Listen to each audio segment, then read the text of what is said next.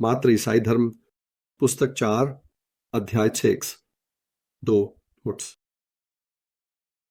गलत फहमी से बचने के लिए मैं यहां पिछले अध्याय से उठने वाले 2 बिंदुओं पर नोट्स जोड़ता हूं। 1।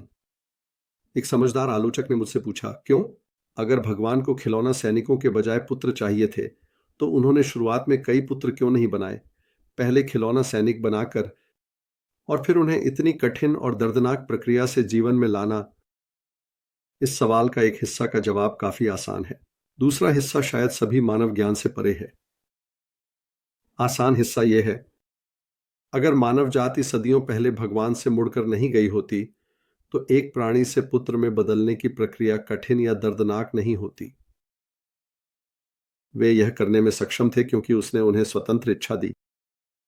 उसने उन्हें स्वतंत्र इच्छा दी क्योंकि केवल स्वचालित प्राणियों की दुनिया कभी प्यार नहीं कर सकती और इसलिए कभी अनंत खुशी नहीं जान सकती।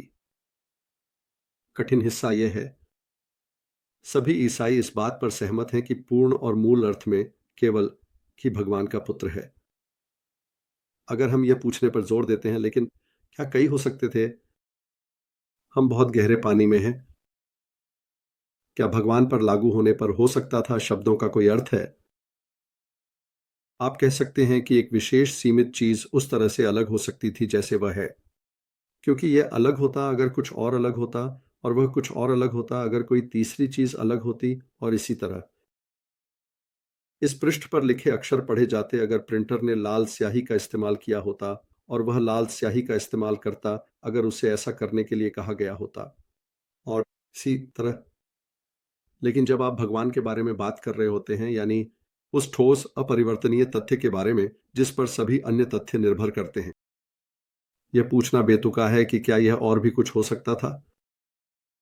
जैसा है वैसा ही है और इस मामले का यही अंत है। लेकिन इसके अलावा मुझे पिता द्वारा अनंत काल के लिए कई पुत्रों को उत्पन्न करने के विचार में एक कठिनाई मिलती है। कई होने के लिए उन्हें एक दूसरे से किसी न किसी तरह अलग होना पड़ेगा। 2 पैसे एक ही आकार के होते हैं। वे 2 कैसे हैं? अलग अलग स्थानों पर कब्जा करके और अलग अलग परमाणुओं को समाहित करके। दूसरे शब्दों में, उन्हें अलग अलग सोचने के लिए हमें स्थान और पदार्थ को शामिल करना पड़ा है। वास्तव में हमें प्रकृति या सृजित ब्रह्मांड को शामिल करना पड़ा है। मैं पिता और पुत्र के बीच के अंतर को बिना स्थान या पदार्थ लाए समझ सकता हूं, क्योंकि एक उत्पन्न करता है और दूसरा उत्पन्न होता है। पिता का पुत्र के साथ संबंध पुत्र के पिता के साथ संबंध के समान नहीं है। लेकिन अगर कई पुत्र होते तो वे सभी एक दूसरे और पिता के साथ एक ही तरह से संबंधित होते। वे एक दूसरे से कैसे अलग होंगे? पहले, कोई इस कठिनाई को नहीं देखता। जाहिर है, कोई सोचता है कि वह कई पुत्रों का विचार बना सकता है। लेकिन जब मैं ध्यान से सोचता हूं तो मुझे यह विचार संभव लगता है, सिर्फ इसलिए क्योंकि मैं उन्हें मानव रूपों के रूप में धुंधला सा सोच रहा था, जो किसी तरह के स्थान में एक साथ खड़े हैं।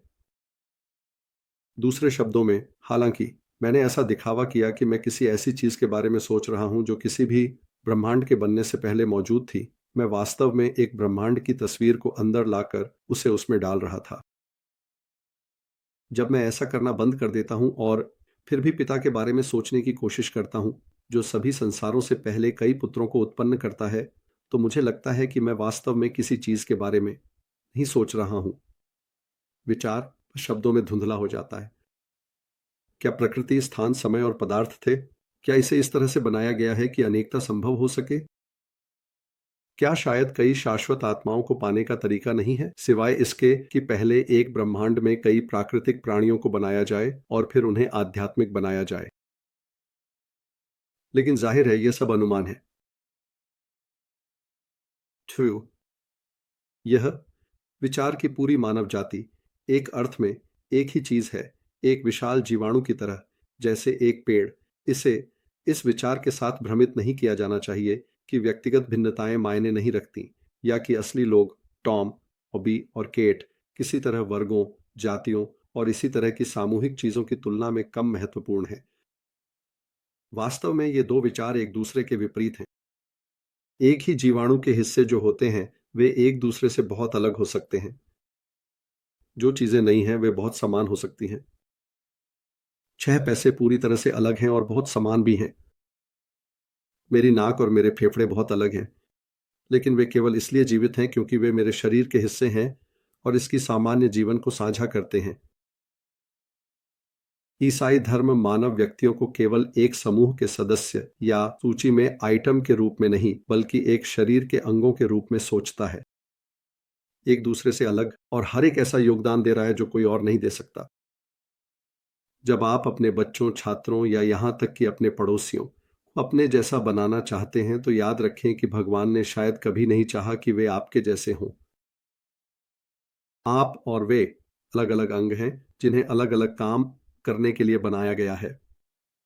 दूसरी ओर, जब आपको किसी और की परेशानियों की परवाह न करने का प्रलोभन होता है क्योंकि वे आपके काम की बात नहीं है, याद रखें कि हालांकि वह आपसे अलग है, वह आपके समान जीव का हिस्सा है।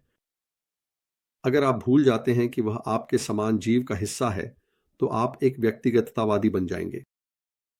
अगर आप भूल जाते हैं कि वह आपसे एक अलग अंग है, अगर आप भिन्नताओं को दबाना चाहते हैं और लोगों को एक जैसा बनाना चाहते हैं, तो आप एक तानाशाह बन जाएंगे।